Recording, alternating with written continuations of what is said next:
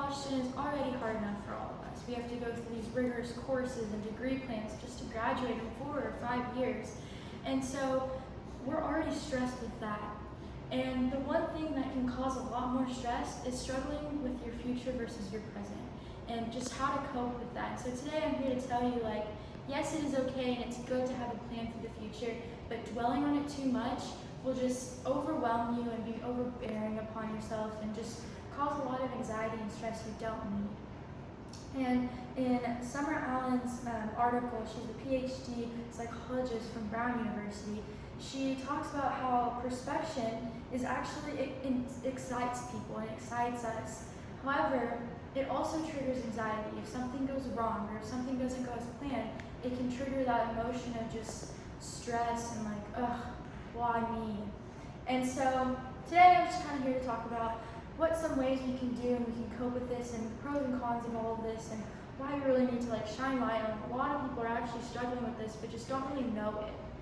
So to start off, some pros and cons with this. So when you, obviously there's very good things about this because being, excited for the future and, have motivation, it brings you purpose and it makes you decide on things to help you get to that.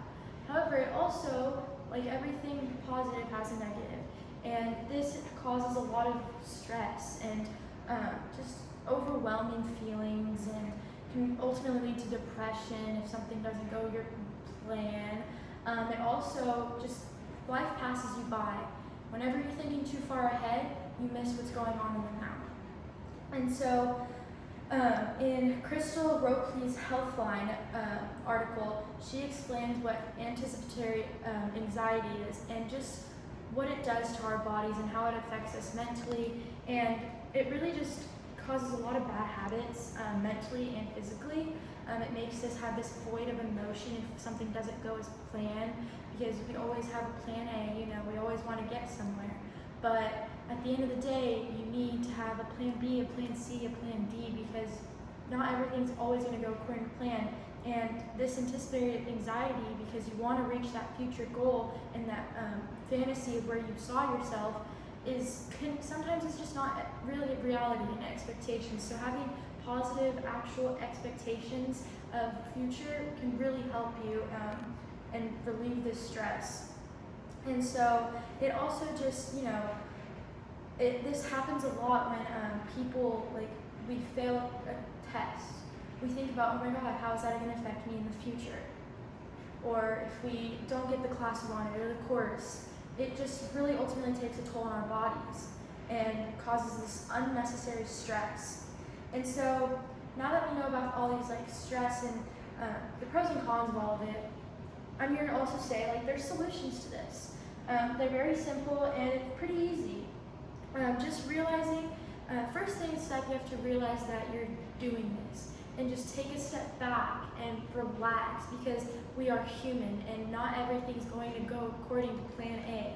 That is why we have to have a plan B, a plan C. Sometimes you just gotta make it up on the spot, but every single time you're always gonna, not everything's gonna be perfect. And so just taking a step back and breathing is ultimately something that can be very beneficial and really just help.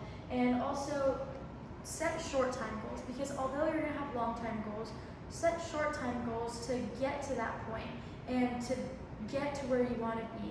Because you know what, and acknowledge the good that happens every day. You know what, if you got up to work out for 30 minutes today, that's a positive, because that's something you didn't do yesterday, and that's helping you attain that goal of whatever fitness you want to be involved in or whatever. And so there's also another one in Melinda Rattini, WebMD article. She shows how just to take it easy on yourself and not to try to compare yourself to someone else. And like, let's say someone else is a doctor and making this much, and right now you just failed bio. You're not the same. You know what, you can still get to that doctor and whatever you want to do, but you're gonna have to work hard and you're gonna have to have another set, like another pathway, because you're not that person and no person is the exact same. And so you're just gonna have to live with that and just cope with it and just really take it easy on you, and just don't dwell too much on what this one bad thing is going to affect in the future. And so now that I've talked about just some solutions, just to summarize it all up, this is actually a really big, struggle and a big cause of anxiety in students nowadays, because we're always asked what our post-grad is going to be like, and what do we have planned and stuff. And it's okay to not have it right away, right off the spot, because we're all human and we'll get there eventually, and we'll all be able to, success is a journey, and so we're going to have to take that journey, and we can't just skip from point A to point B. You got to take the path and walk on the path to get where you want to be. And so kind of the last thing is, if you're really dealing with severe anxiety and depression and stress, reach out to someone and just ask for help. It's okay. We're not all perfect. No human is perfect. We're all humans. So just really be open about it. And yes, that's everything.